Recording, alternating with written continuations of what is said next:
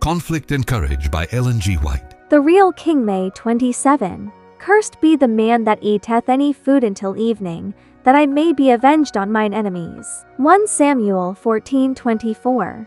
The command to refrain from food was prompted by selfish ambition, and it showed the king to be indifferent to the needs of his people when these conflicted with his desire for self-exaltation. To confirm his prohibition by a solemn oath showed Saul to be both rash and profane. The very words of the curse give evidence that Saul's zeal was for himself, and not for the honor of God. He declared his object to be, not that the Lord may be avenged on his enemies, but that I may be avenged on mine enemies. During the day's battle, Jonathan, who had not heard of the king's command, unwittingly offended by eating a little honey as he passed through a wood. Saul learned of this at evening. He had declared that the violation of his edict should be punished with death, and though Jonathan had not been guilty of a willful sin, though God had miraculously preserved his life and had wrought deliverance through him, the king declared that the sentence must be executed. To spare the life of his son would have been an acknowledgement on the part of Saul that he had sinned in making so rash a vow. This would have been humiliating to his pride. God do so, and more also, was his terrible sentence.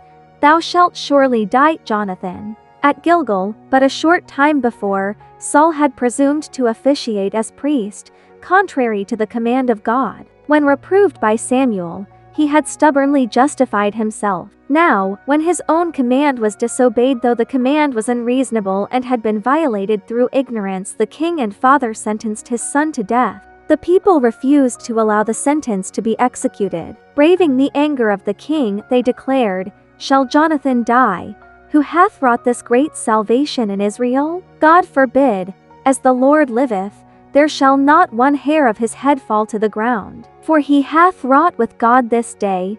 The proud monarch dared not disregard this unanimous verdict, and the life of Jonathan was preserved.